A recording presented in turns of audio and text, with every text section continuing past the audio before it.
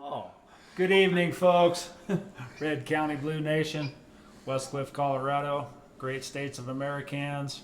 Stephen Rourke, Mark Boring on the console, James McMahon over here, and our distinguished guest this evening, Jack Canterbury. Jack, how are you this evening, buddy? I'm doing great. Thanks for giving me a chance to come in and be a part of this.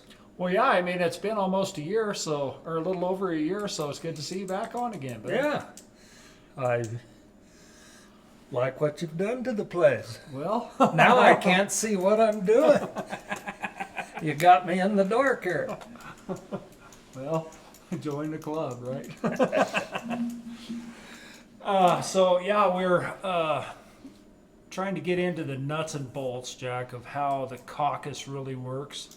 And I know it's simple once you wrap your head around it, but it's kind of elusive to try to get there. So let's break this down. Well, you know, Stephen, that's what I want to say. It's simply complex. It's simple, but you have to get it intricate. You know, a little bit here and a little bit there, and then digest it and get the bigger picture. It's kind of like concrete or whatever. It's like anything. It's only a secret to those who don't know. So Yeah, and the thing is, if you have an aptitude for it, it comes easy. But if you don't, man, you got to wrap your head around this thing. well, so let's start, Jack. With But Jack is the guy. let's start with how important the caucus really is. Well, in Colorado, let me start by saying all states don't have a caucus. Colorado is a state that has caucuses. I believe Iowa is a caucus state, but there aren't a lot of us. Well, There's like only, 4. Yeah, there's only 4 true caucuses and then 9 hybrids in there. I think that's right. So, But anyways, to focus on what we're up against. So, I think one of the problems we have, one of the reasons why people don't understand the caucus is the political parties don't teach them, don't tell them. Absolutely. No, it's They lack of don't- knowledge. They don't reach out. Yeah, absolutely. And it doesn't matter whether it's the Republicans or the Democrats, Yep. because the Democrats have caucuses also. Do they? Yes. Yeah, it's the same law, same So, rule. so now they can have different rules in their caucuses and how they work. They can have some different rules. Some of the caucus rules and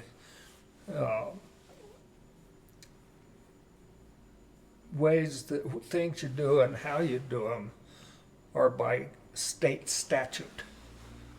It's a state law of how you have to do it. But then if you follow all those laws, there's a lot of things that you can do to change what you do at your caucus and how you do it and how your political structure is set up as far as the state structure. But our political parties, they do a terrible job of teaching people that there is even a caucus.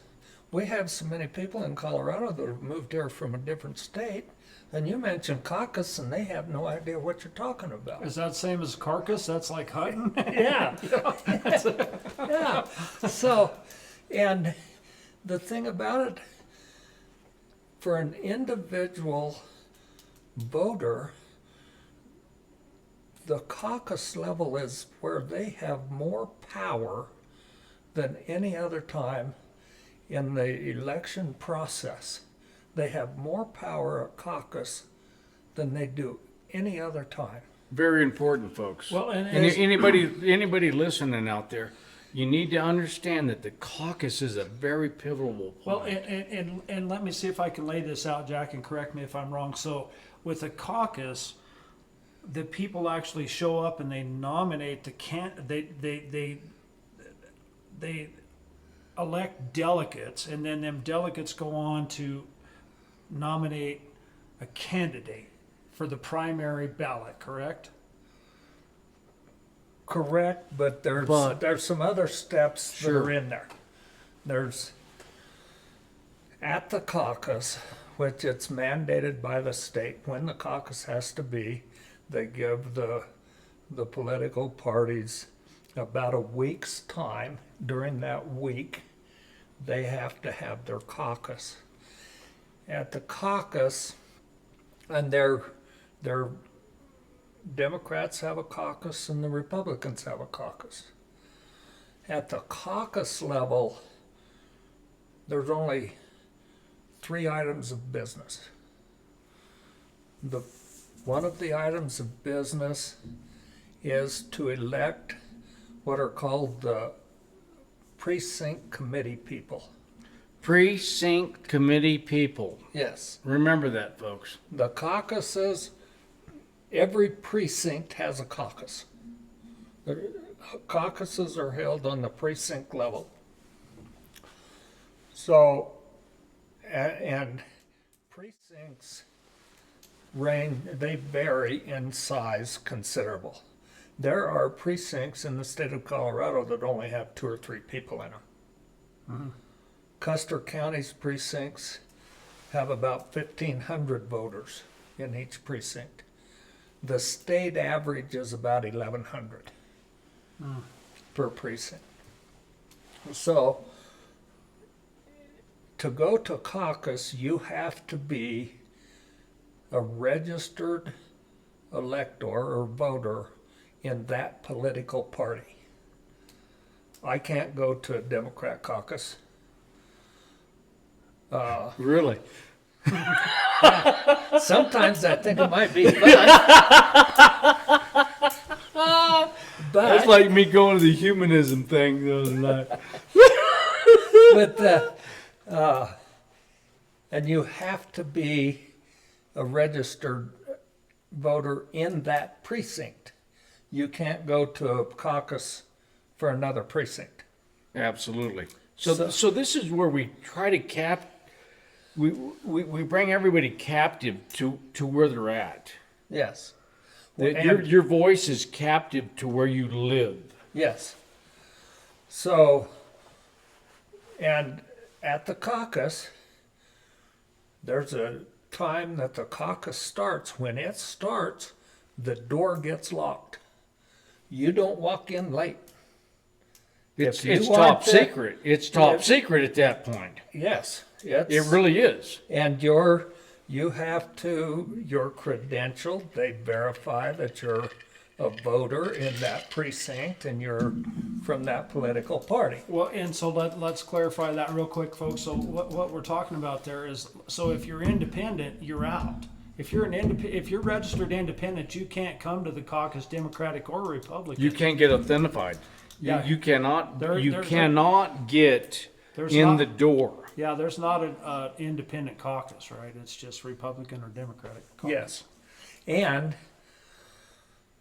that can become even more critical down the road Yes. because at the caucus, the items of business, you elect 2 precinct committee people Per precinct. per precinct. So, and those precinct committee person is like being on the board of directors of a company. Your job is to guide the political party in your county.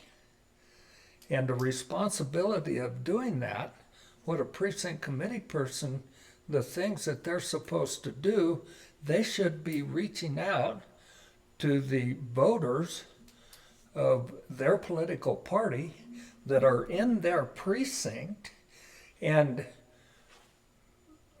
trying to get them to be active in the things that are going on, try to work with them for fundraisers. Well, that's the first- Encourage them to make sure that they get out and vote and just touch base with them once in a while and say, do you have any concerns? Well, yeah, Is there 'cause something that you think we should be doing? Ultimately, they're supposed to be a representative of the people, correct? Exactly. They're basically, in a small sense, in a small way, they're your state representative or your national representative to take your information And absolutely. so that every person in the party doesn't have to go all the time.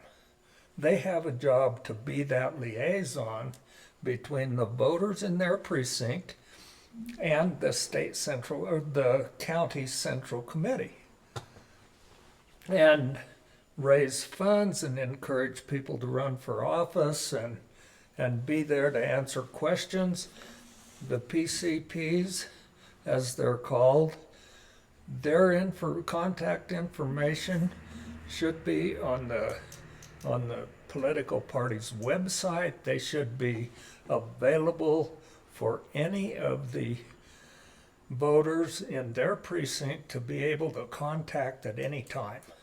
And Jack, that's what I wanted to say, and thank you for explaining that. But what I really want to say, because the way I put words and try to explain things to people, that's the first consolidation of the voice of the people. That's the first orchestration of the voice of the people in a group. Is the PCPs, is those people that are in charge of that group of people. That is so important, and most people don't get it. Well, then, so we might have lost somebody off the back of the train here. So let me go through this real quick, folks. Right. So what we're talking about is the PCP. These are the precinct committee people for the CCRCC, the Custer County Republican Central Committee, folks. That's what we're talking about. We're talking about these PCPs go to the Republican Party. That's what these people are nominated for, in case you didn't tie all that together, right? So what we're doing when we go to the caucus we're electing these. We have 3 precincts right now. We're trying to get more, but right now we have 3 precincts, which gives us 2 people per, so there's 6 PCPs. 6 of them. That are supposed to represent. And I mean, it's a tough deal. Like you said, I mean, right now we have about 1,500 people per. And I mean, Nikita and Don, right? I already ripped you all's ass, and I'm going to rip you again because you don't represent me one bit, right? Well, they never ask you, never question you. Yeah, they never even invited me to one single thing, right? So back to this whole thing, Nikita Pitiful. and Don, I'm talking to you, right? Because you're my PCP, my precinct committee people. You've never once involved me in anything that you're doing at the central committee, right? So now that we got that clarified. And So that is very important, though, because those people are that's the first consolidation of the voice of the people. Well, so you have two people that are basically speaking for 750 people, approximately. yeah, Each. Yeah. So All right. So now hopefully we got that down. Let me expand on that a little bit. Thank you. I think that's one of the issues that causes the apathy in the voters. Because Damn straight. it's people like you. Why should I care? They never want my opinion. They never ask me. Why should I go to them? They won't come to me. So why should I get involved? As long, Jack, as I've lived here and been a Republican voter, I have never once been solicited or whatever, been approached as a Republican voter, and until you were the chairman and Kim Heath and your wife Jean took it upon themselves to create a database to start sending out these emails to invite us to the meetings. Man, that is Yeah, so. Of that all is- these years, Of I all- have never once been invited to a central committee meeting. After 40 years worth, almost 32 years. Right. So here again, That is a big deal, people. Yeah, so Nikita and Don, right? I'm going to burn your ass all night because you guys are not taking care of your business, right? Just because you're mine. I mean, these guys are in a different districts, but I'm just talking about for myself. Well, I'm not sure who. I've never been contacted by one either. Well, and I mean, And that's, I have to, and here's something, part of it's the party's fault, but a little bit of it falls on the people and the voters too. Absolutely. You guys. I was one of them for years and years. You bet, me too. I didn't pay much attention. I confess. And when I finally started kind of paying more attention and realizing, wait a minute, what does the Republican Party in Custer County do? So I started to go into a few meetings. I found out when they were. I didn't get invited. I went. And after going for 6 or 8 months to meetings, I decided that, and educating me a little bit more on how the process worked and what caucuses were and all of that, I decided that something needed to change, so I would see if I could step in and try to change it. And as you know, in this county, changes come hard. People around here don't like change. So it wasn't easy sledding. But let's get back to the caucus. So you elect your PCPs. And you want to elect people that you feel are going to fulfill their obligations. well, which means represent you. Yes. Yes. And one of the problems is... Well, wait a minute. Here, I'm going to be the brass tack guy. When you say we elect our PCPs, who is that exactly? Are those the people individuals? that go to the caucus. Anybody Oh, that shows up to the caucus. Now, let me make this real clear.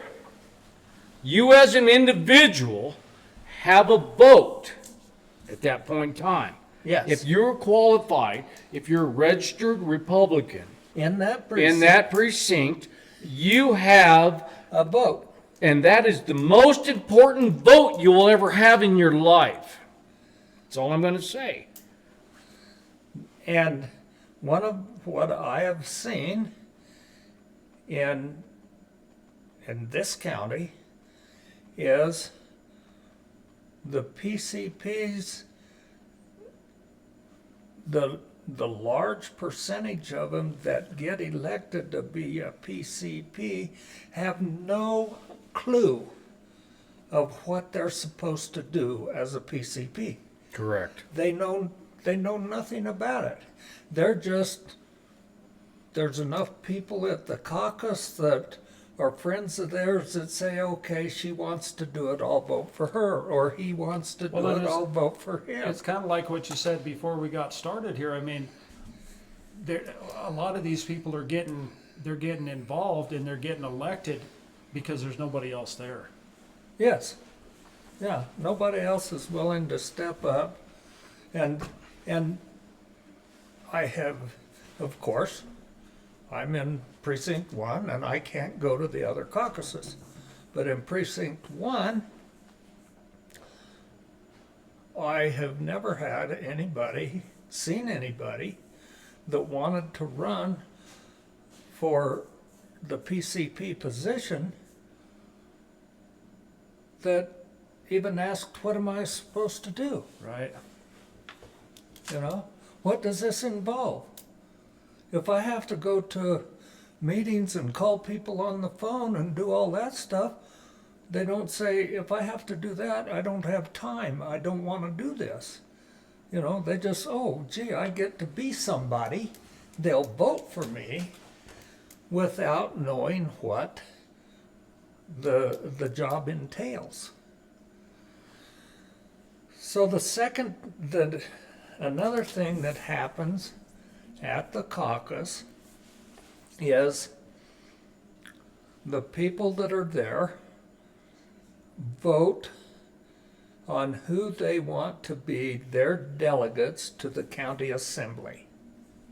So it's like people see the national conventions on TV and there's all these people from all different states and stuff. They are the delegates that get to go to the national convention and vote on who they want to be their candidate. Well, it's the same way at the caucus.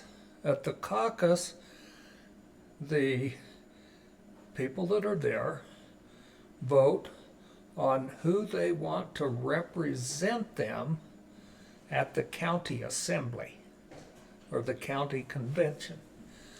Well, the last two caucuses, they have elected 11 delegates.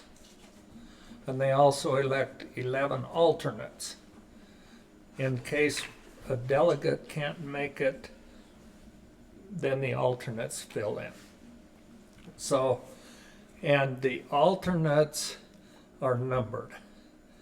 If you have 11 delegates and then the 11 alternates are numbered alternate 1, alternate 2, and that's determined by how many votes they got. I see. But they're still held to that precinct, so you could have less votes, but if the top 2 votes, their delegates are there, and the third precinct comes, they're the ones that can't make it, then you come into play. Yeah, and it's just in your precinct. Just in your precinct. Yeah, so if one of your delegates can't go, then alternate number 1 gets to fill his For position. that precinct, Yeah, regardless of how, I got it, yep. so, and they do 11. It would be pretty rare that all of the 11 elected delegates wouldn't go, but they have 11 alternates just in case. Well, and what, So, how does that work, Jack, with, if we have 3 precincts and 11 delegates, is one of them have 3 and then one of them has 4, or no. 3 And 3 the- and 2, I mean? Right. The reason that you're getting, I'll get to that. But the reason we did 11 the last 2 cycles per precinct was because all our precincts are about the same So size. per precinct, so we're actually talking about 33 33 Yes. to 30. delegates Yes. per county. Yeah, Got it. okay. And the reason we did that the last 2 cycles, I was the chairman for both of those caucuses, and we did it because that was the number of delegates that the state allocated to Custer County. Oh. So we got 33 delegates, is what the state has allocated. No, No, they no, allocated 33. 11 11 Per precinct. No. for our county. for the whole county. But we sent 11 from each precinct to be voted on at the state assembly to choose the 11 that went to state. I see, so we got 11 delegates that happen at the caucus per precinct, and then they get voted on at the county assembly to send 11 total to the state. Yes. That's really simplified. Well, and that's what we need, because it seems Man, complicated. But I'm we gonna- need I'm gonna simplification. complicate that in a little bit. Okay? So This is where the predators come in, this is that's Annie. the second thing that happens at the caucus is you vote on the delegates. The delegates that you want to elect to go to the the county assembly to vote on who's going to be the candidates on the ballot, you want to elect a delegate that's going to vote for the candidate you want. So if old Jimmy here is running for an office and you want him to make sure that he gets on the ballot, you want the delegate that you elect to go to the county assembly to be sure that they're going to vote for Jimmy. That's why when your mom was doing this a lot, and you would go to the caucus, and there would be people standing at the door telling you who to vote for. Who to vote for. Because they wanted you to vote for their candidate. Right. Absolutely. That's what they're, so, Which is completely and totally legal. yeah. Yeah. Oh, no. It's the way it's supposed to be. Well, the That's- whole thing was those people were in the trenches. The people that were telling you how to go were in the trenches of what was the mainstay and what meant that was most important. Because you didn't have enough time to do the research and to figure out who was who. You just said, hey, I know her or I know him, and they got my back. And whatever they tell me to do, I'm going to do. So you want, you elect those people to go to the county assembly. And the third thing, you can introduce resolutions. So, your precinct, and you could bring it up. You say, You bet. I want our precinct to send a resolution to the county assembly that they send a resolution to the state assembly that says that we want to do everything we can to get paper ballots in the state of Colorado. We want that to go to the state assembly, to go to our representatives in Denver, that we want paper ballots. That can start at the precinct level. Absolutely. We had one at the precinct level one time that we passed on, that I think's a good idea, but it'll never pass, that the state of Colorado structure their legislature like the United States, You bet. where your House of Representatives based on population, Sure.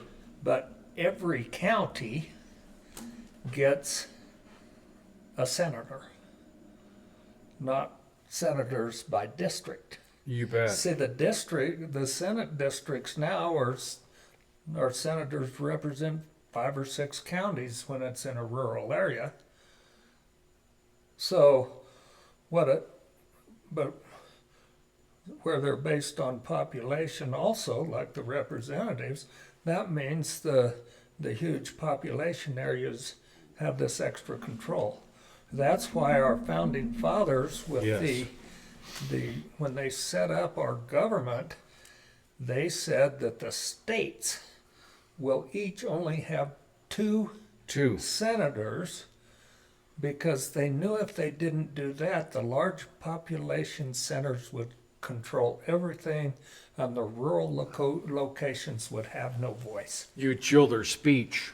Yeah, You wouldn't have equal representation. right. And that's how brilliant our forefathers were. Yeah.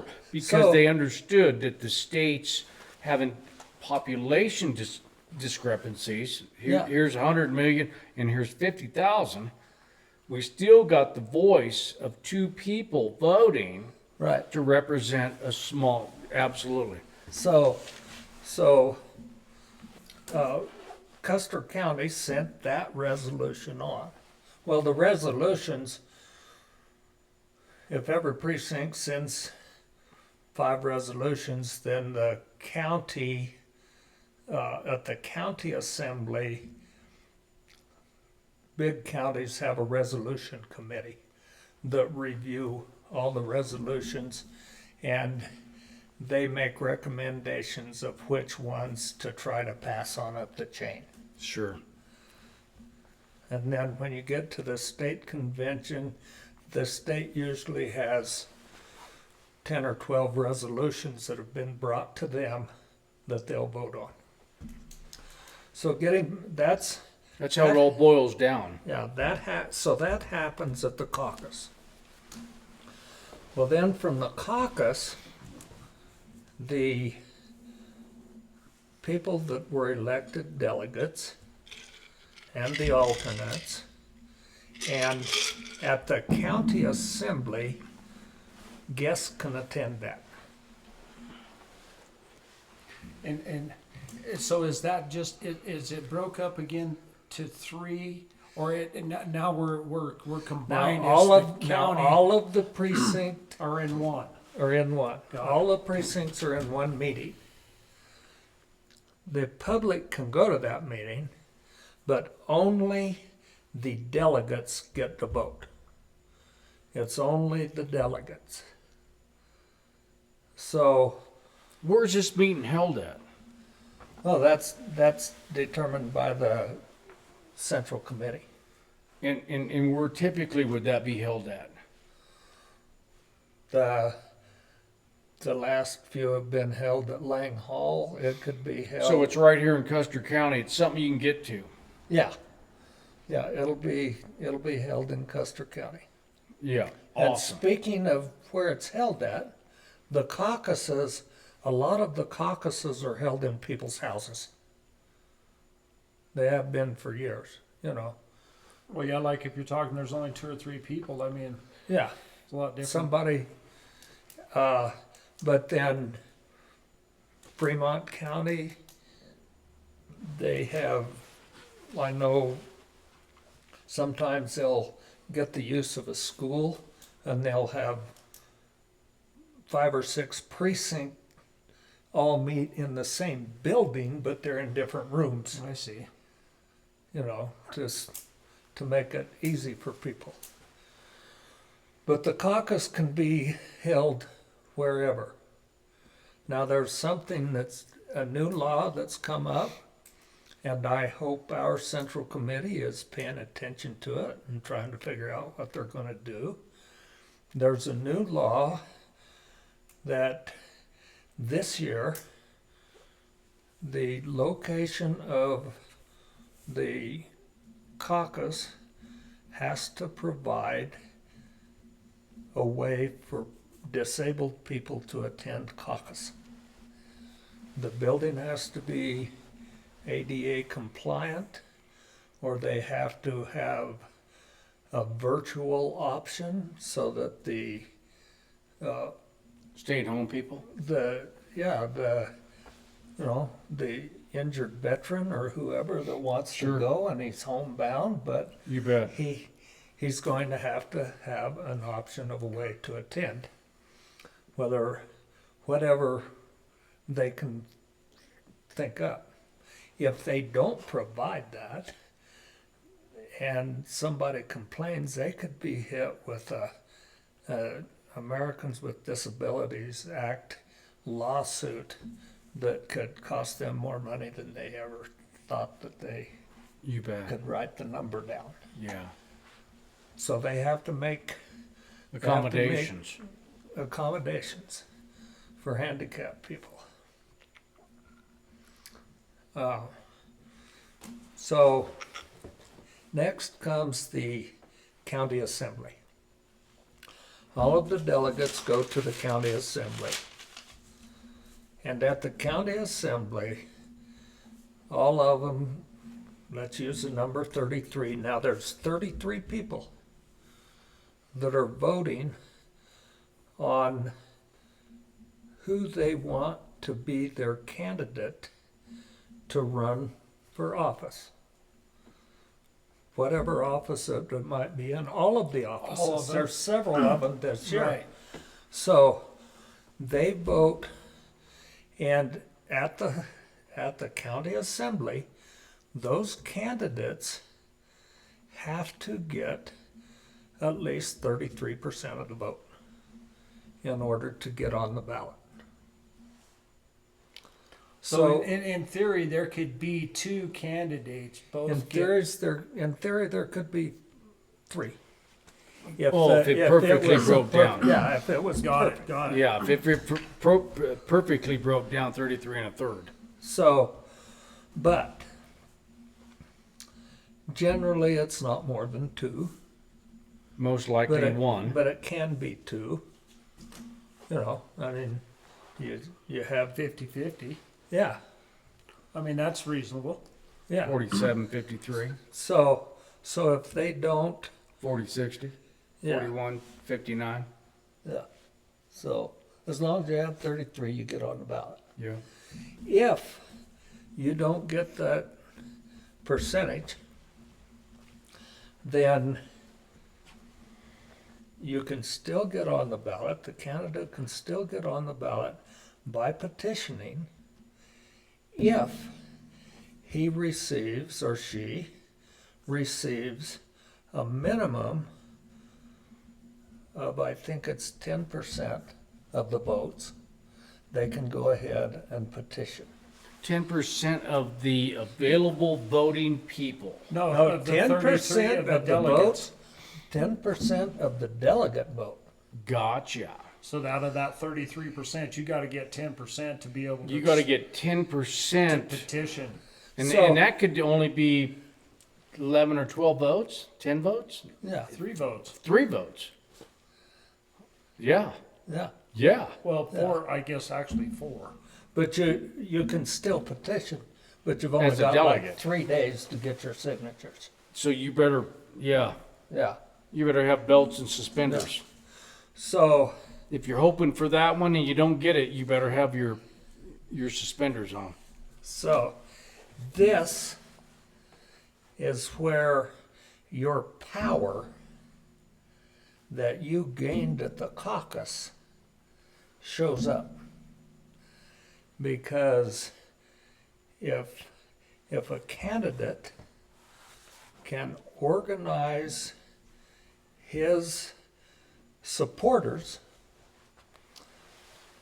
to go to the caucus, and all of his supporters become delegates to the county assembly, at the county assembly, if he has gained the right support and been strategic at all of the precincts, Boy, that would be instrumental. everybody at the caucus then, or at the county assembly, votes for them. Votes for them. They get Boy, that's- 100%. What you just said, people replay that and listen to it.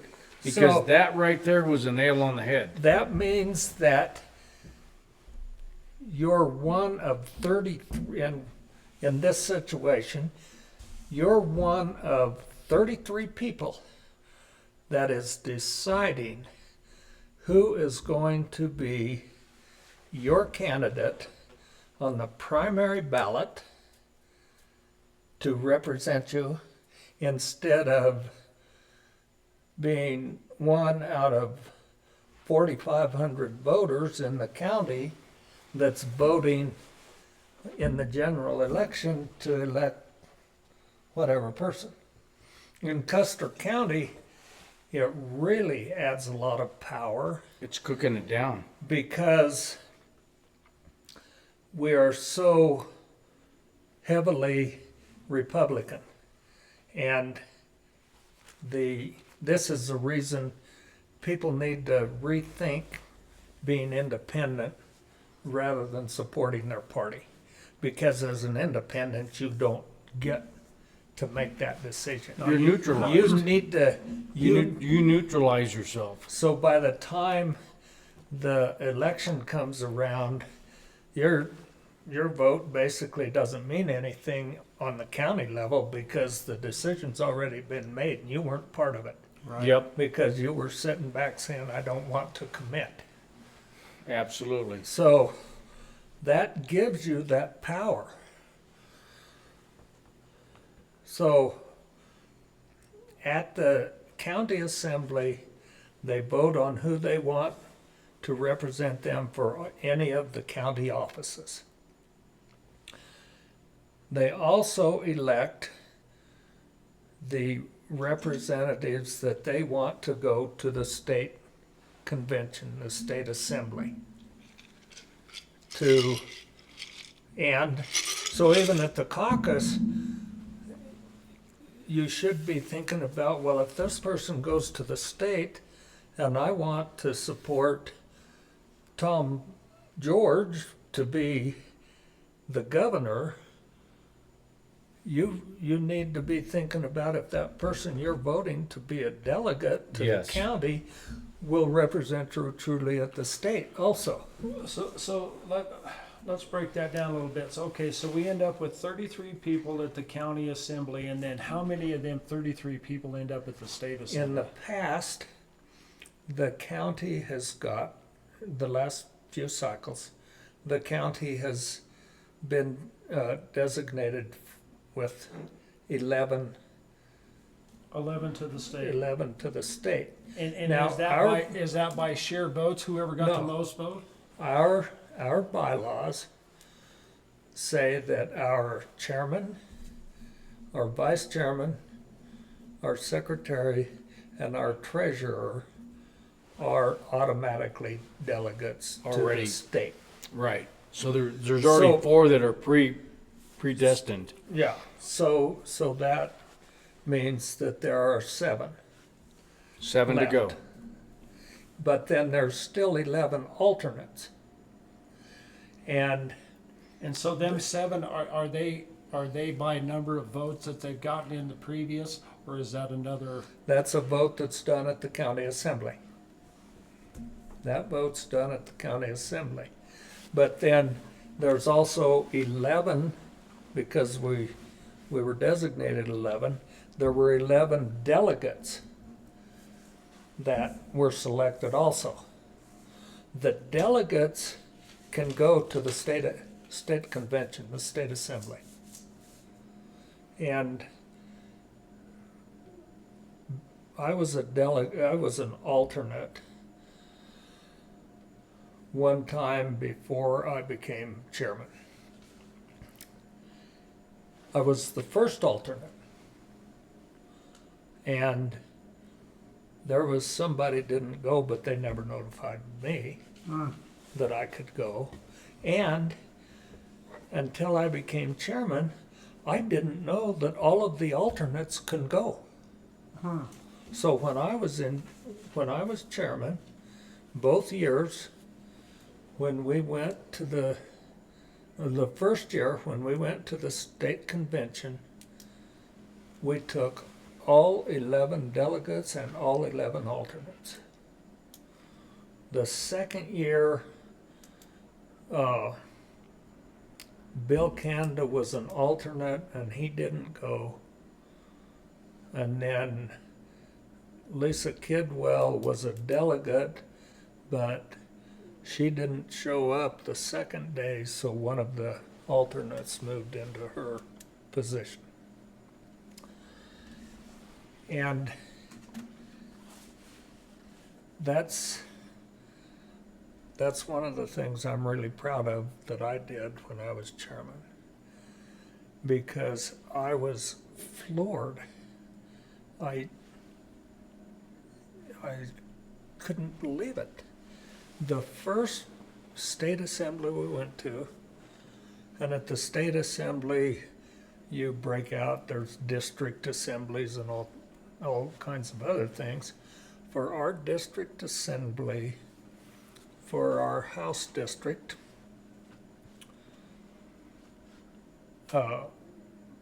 CD7, there were several counties that had 300 or 400 delegates. Half of them weren't there. They didn't show up. And they didn't have alternates to fill their position. At the last assembly I went to, a friend of mine was from El Paso County. She had gone to her first caucus and her first county assembly, and she was elected to be an alternate. Alternate 167 Wow. for El Paso County. And at the state assembly, she was moved into being a delegate.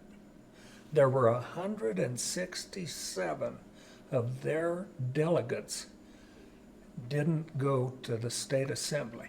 And so they have a roll call there. They're calling your name to see if you're present to make You're- that vote. Well, no, they credential you when you come in. I see at the door. So the Got it. people that credential you, then they go to the county chairman and say, These people these are all the delegates you've got here. got it.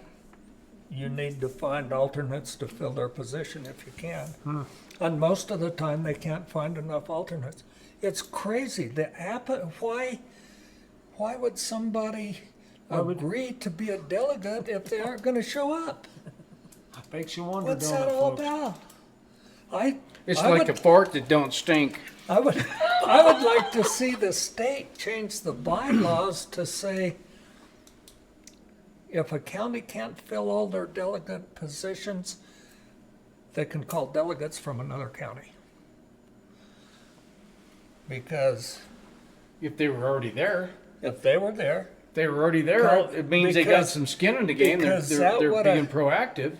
that would have put the years we went, that would have put Custer County having 10 or 11 more votes than they had before because my alternates were there. And every one of them said it was so interesting and it was so wonderful to Sure. be able to see how it all happened. How it all and happens. what went on and how that all worked. How important it is.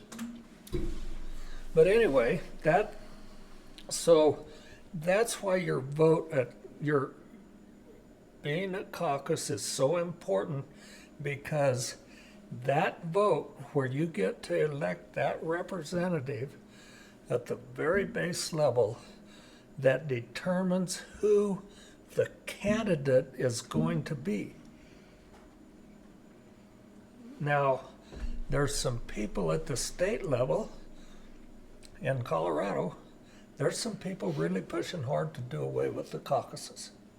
Well, no, it would They- squelch the voice of the people. Right.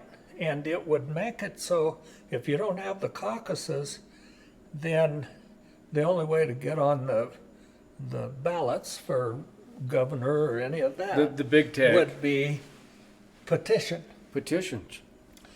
And so that takes a lot of signatures. Well, and And so, that takes a lot of time and you have to A lot of money.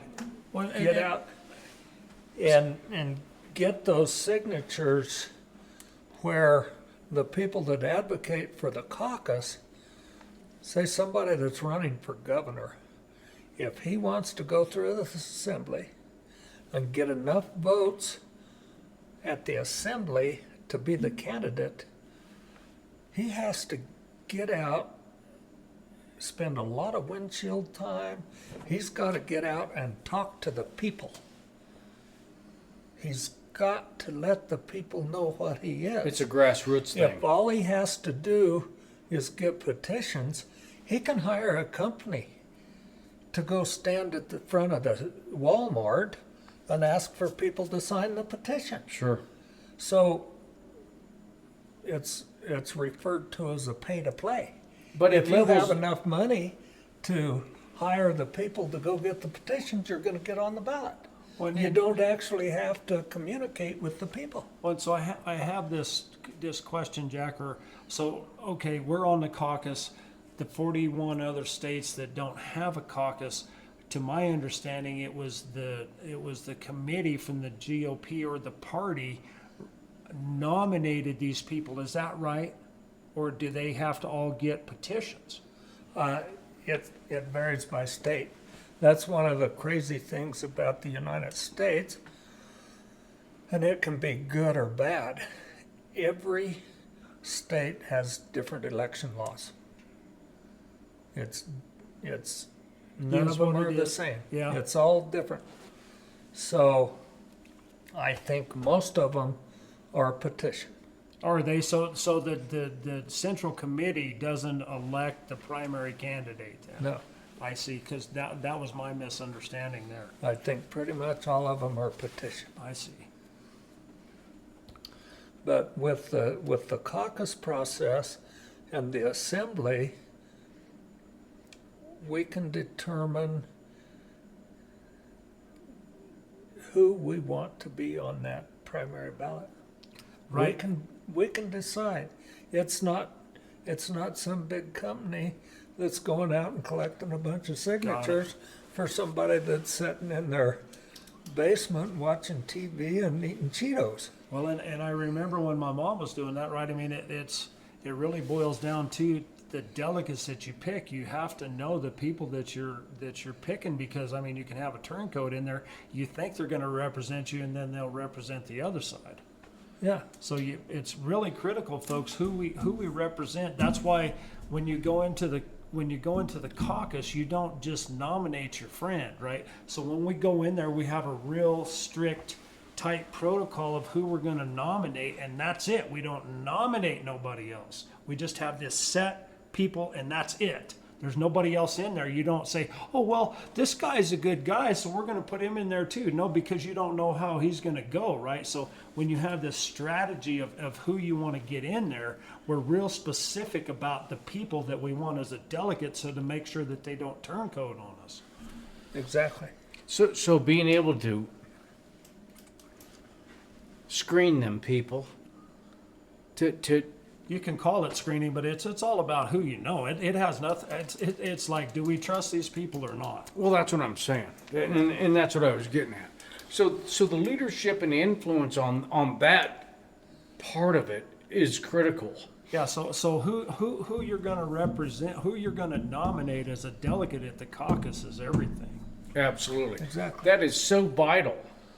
Yeah. Folks, that is the heart of the matter. That's- If we can't get that done, if we can't agree on unification at that point in time, Well, and we really, I mean, if we were all playing on the same sheet of music here, we would say, okay, this person, and this person are the people that we're going to put in there, and nobody else.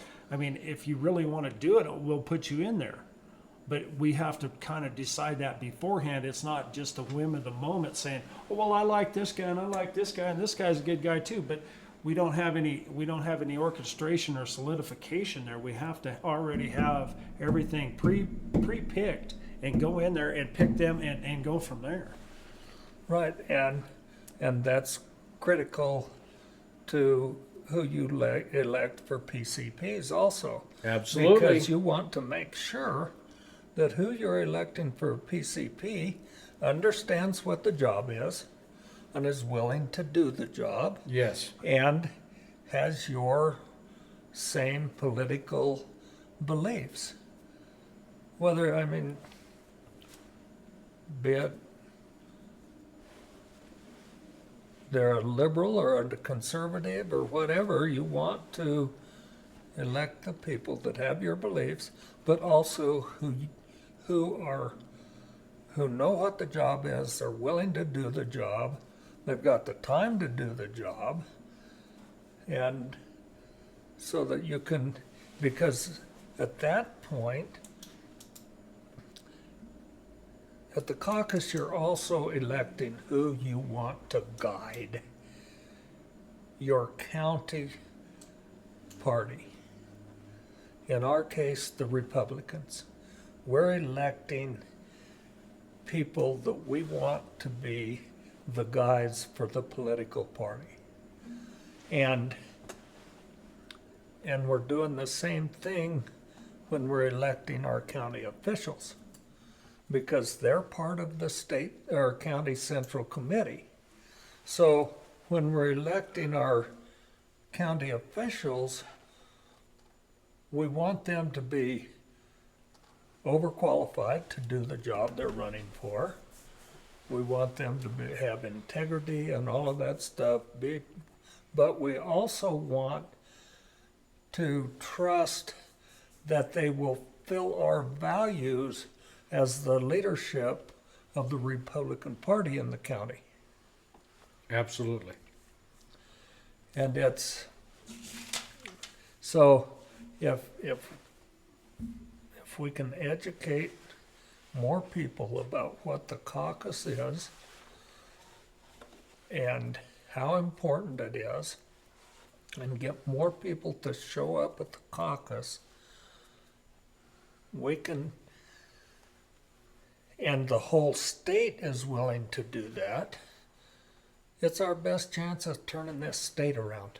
Absolutely. Turn it red. Turn it red. But Absolutely. we've got, I don't It's know. if- education. What we're doing right now is so vital. Is opening up the eyes of the people that really don't understand how the caucus works. They don't Right. understand that their move before the voting booth a few months or what is it, 5 or 6 months before. Yeah. Get it's- the caucus state. is- The caucus is in March. yeah. The caucus is in March. We're voting in November. Yeah, So you have a what is it, 5 month? yeah. Whatever. So you don't understand how vital it is to be 8 months. proactive. It's 8 months. It's proactive. You have to be proactive in a caucus state in order to really leverage your vote Yeah. and your voice. It's your voice. It's your will.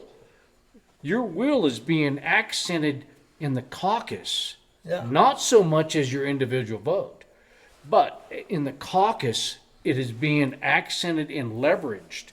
Yeah. So it's so important to turn out in the caucus. And when are we? When are these people needing to show up? When are these folks?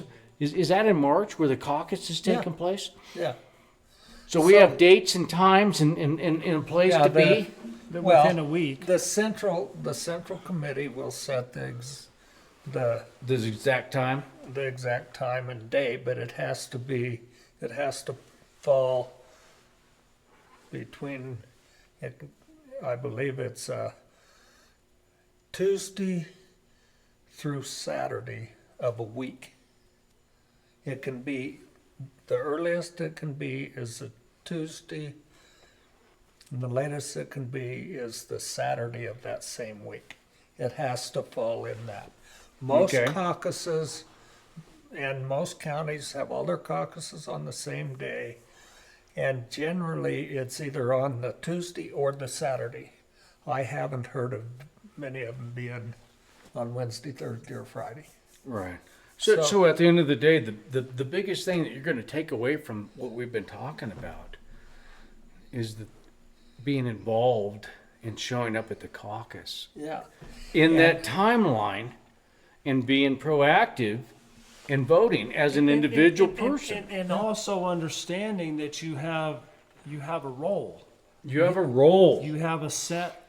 We have a protocol that we're going in there with. We're not just going in there for fun. We already have our delegates picked. We already have our PCPs picked, and them are the only people that we nominate.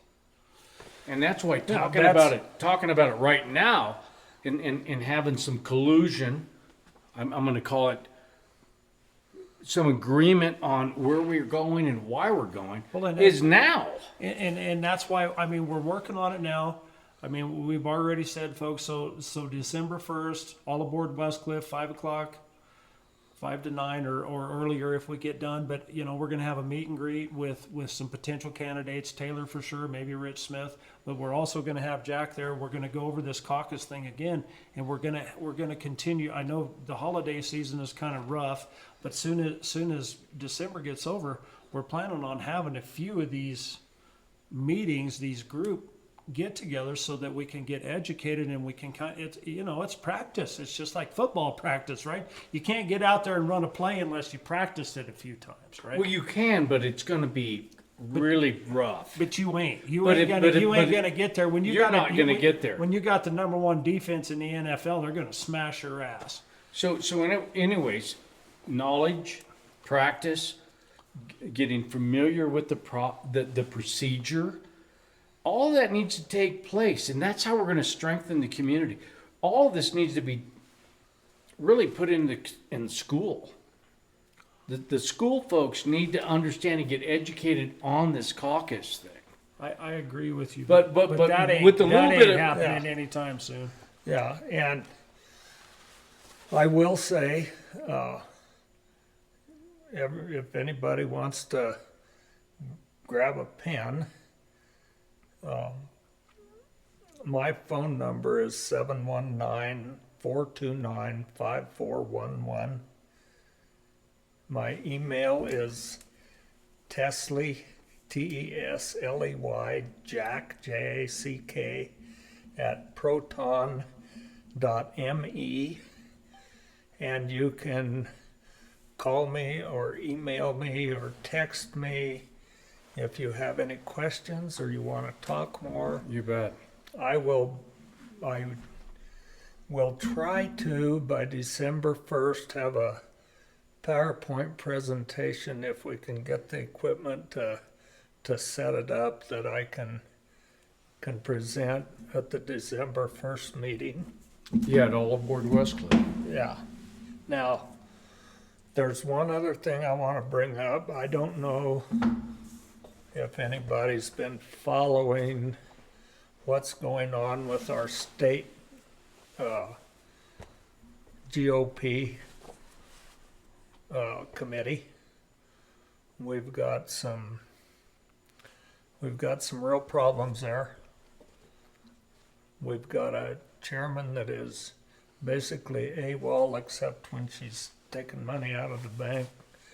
The latest, there's a rumor, I don't know if it's been verified yet, that she's taken out a loan because she's used all of the Republican money, used it all up and hasn't done any fundraisers, and has taken out a loan, and now the GOP might have to pay back. There's going to be a special meeting, or as at this time, there has been a special meeting called for December 13th. It will probably be a hybrid meeting, but Gene and I are working with a group. We wouldn't be able to have a vote, and most of you, unless you're on the State Central Committee, you won't have a vote either. But we're talking about trying to put together a bunch of people to go to that meeting. Guests can go to this meeting and try to get a bunch of people up there to protest the terrible way our party's being run, because it's our party. Yeah, and It's our, and we need to have some accountability. Well, and you know, it's your representation, folks. That's just like our county commissioners, right? These are representing our behalf. Yeah, and so I'll talk more about that. I'll know more and be able to talk more on you bet. the first when we have our meeting. But if all of you that might be interested would maybe, pencil in the 13th of December to go to a State Central Committee meeting. Number one, just to, whether you have an opinion one way or another about it, be informed. Go up and see what's actually going on. And If we don't get involved, where is that at, Jack? Well, they haven't determined where yet. I see. See, Normally on the up in state- Denver, though? Or? This meeting, the state bylaws say that, and I believe our county bylaws have a clause in them too, anyone on the committee can call a meeting if they get enough support from other members. Right. So, and it's a percentage. Well, there was a gentleman that put together a petition. There were maybe half a dozen people put together a petition, got enough signatures to call this special meeting. One of the items of business, they have to produce an agenda, and one of the things is that the last State Central Committee meeting, the membership voted to fire the state attorney that's representing the state GOP. They voted to fire him. He happens to also be the personal attorney of the state chairman. They also voted to opt out of the open primary. And the state chairman isn't following through with doing that. The attorney's still on the staff, she's still paying him, Yeah. or still on the retainer, she's still paying him. Sounds She about like did Custer not- County. She didn't Yeah. she didn't file the paperwork with the Secretary of State for the opt-out, which that's in court now. So, and they were, at the last meeting, they were wanting to have a vote of they were supposed to have a vote of no confidence in her, but she she had scheduled the meeting so that they got kicked out of the building before they could get to that item of business. Dodgeball. So that's That was convenient. yeah. So those are the things that are supposed to be on this agenda. Now the word is right now there's a state executive committee meeting tomorrow night. So after that state executive committee meeting, the meeting on December 13th might be called off. I see. So, We'll know more than after. So yeah, our so meeting- we'll need more. I'll know more on December 1st. Absolutely. So that's a good. The December 1st thing's actually working pretty good for information and trying to get up to speed on what's going on, Jack. Yeah, It sounds like it's pivotal. and You know, there's we were a little another. concerned about it, but There's another kind of an announcement I want to make, an invitation. Gene and I were invited to join a group called Restore Real Colorado. And it's a group, a lot of them are members of the State Central Committee, but our main goal is to try to take our state party back from the rhinos. absolutely. So Go Wolverines. we are, and we're having a Zoom call on December 5th. We want to put we want to get a groundswell of help and support here.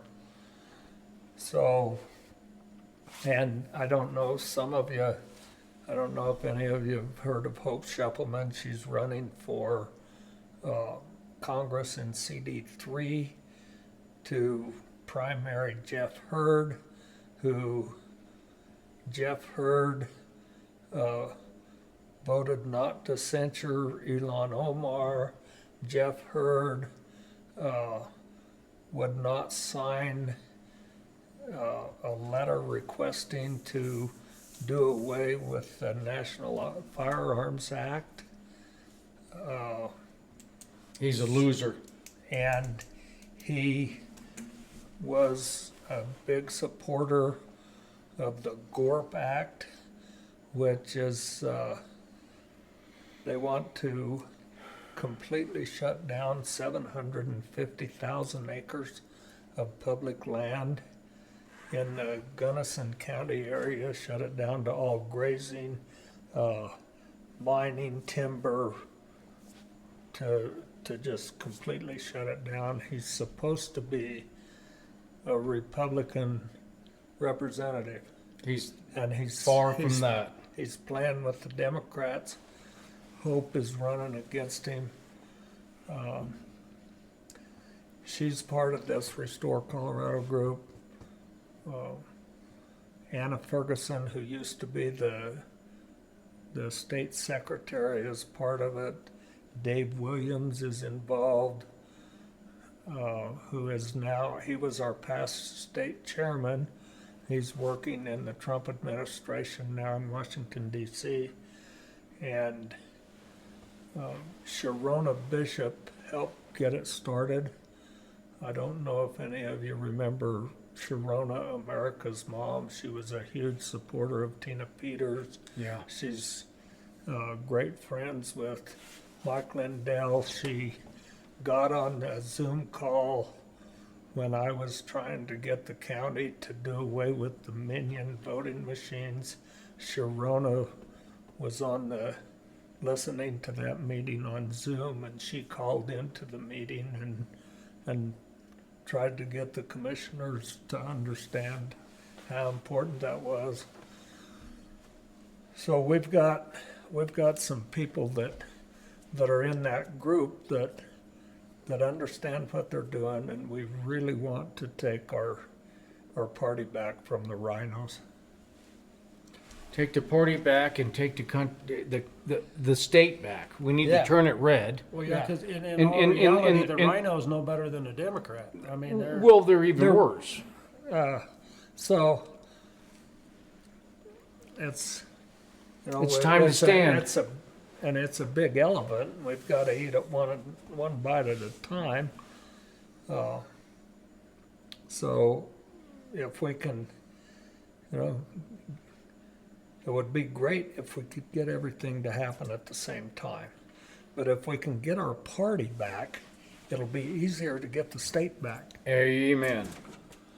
It's just like, that's why it's so important to get Custer County focused and go in the right direction. Yes. And active. So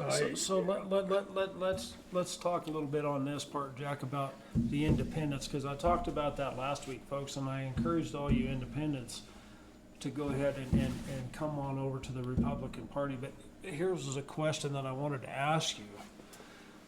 I know that you can't get into the caucus if you're an independent, but when is the timeline, Jack, to change your affiliation? Is that in January? To be able to come to the caucus in March? I know there's a timeline there, but I can't remember, or I'm just not sure what I believe you have to have been registered for 20 days. 20 days, so it's Yeah. not a couple months then, it's just that short I time. think it's 20 days. And I can have all that information on the 1st, at that meeting. On December 1st. Yeah. Yeah, December 1st at All Aboard Westcliff behind the So all, grocery. yeah, everybody out, right? I mean, so we're going to do our best to have some refreshments. We're going to start off. We're going to have a talk about the caucus, however long that takes. Then we'll let the candidates get up there and question and answers, and introduction, and so everybody can get familiar with people that are already running and already an elected officer. They can just field questions as well as our new people. Right, so December 1st, 5 to 9, All Aboard Westcliff, super important. Tell everybody, right? I mean, this is a big deal. I'd like to see enough people where it's standing room only. That's not a very big place. I don't know how many chairs are there, but I sure would like to see enough people there where, I mean, it's just people standing everywhere, right? That's what we need, folks, to get this taken care of. We got to get together here. I mean, last week we had 55 to 65 live viewers. If you all tell 5 people, right there, man, I mean, that's 300 people. That's pretty good start. Yeah, so I mean, this is the call to action, folks. This is why we're doing this. This is why we're here. Jack's taking his time this evening. Yeah, come in Jack, here. thank you so much. We appreciate everything, and we appreciate everybody out there, but it's time, right? It's time to come to the field. It's time to get on the field, and it's time to make the play and score the points. That's what it's all about. And if you want to put my contact information on your website or whatever. Absolutely. Yeah. We got that. I got that wrote down. Once again, 719-429-5411. 5411. It's Tesley Jack, TESLEYJACK at proton.me. And of course, y'all know my number, right? I got 2 numbers. It's 719-371-0233 is the one that's going now, or 371-3026. Call me anytime, text me, email me, say hempbaron at protonmail.com. I mean, let's get this deal together, right? I mean, we're running out of time. We got time. We still got time. We still have time here, but the time's getting short. If we lollygag around, it's going to get away from us. So, And when you call Steve on the 0322 number, when you get his voicemail recording, that's some sexy young chick that he hired to put the greeting on there, go ahead and leave a message for Steve. Hey, we all have to hire people, right? So, Okay, thank you, sir. Yeah, you got anything else, Jack? Is that I think kind of tops it off for this evening? if you aren't willing to do anything about it, you need to keep your mouth shut and not complain. Yeah, don't bitch about it after the fact. If you really don't like what's going on, try to do something to change it. If you don't have the time to participate, support a candidate with passing out flyers or donate money to him. Do something. Well, Don't just sit and this caucus deal only happens. It's one night every 2 years, yeah, it's not. One night every 2 years. folks. I mean, it's not like we're You asking can you to leverage. show- You can leverage I mean, your voting it's, power. It's important. It's one night every 2 years to show up and take care of this business. We all can make this happen. We need to make this happen. Everything is riding on this one thing. And everybody needs to know that I have never taken a new person to the state assembly that has told me I never want to do that again. I can't think of any of them that didn't say, I'm glad I went, I'm glad I learned something, and given the opportunity, I would do it again. You get to experience, It's, our republic, in the democracy of that of the republic. yes, How it's democratically ran somewhat. It is a constitutional republic, but we have democratic things that we have to go through, and that's where we're leaving out. We've got to get involved. got to. Got to. Well, with all that being said, folks, we appreciate your time this evening and see you next week. Thank you, and God bless.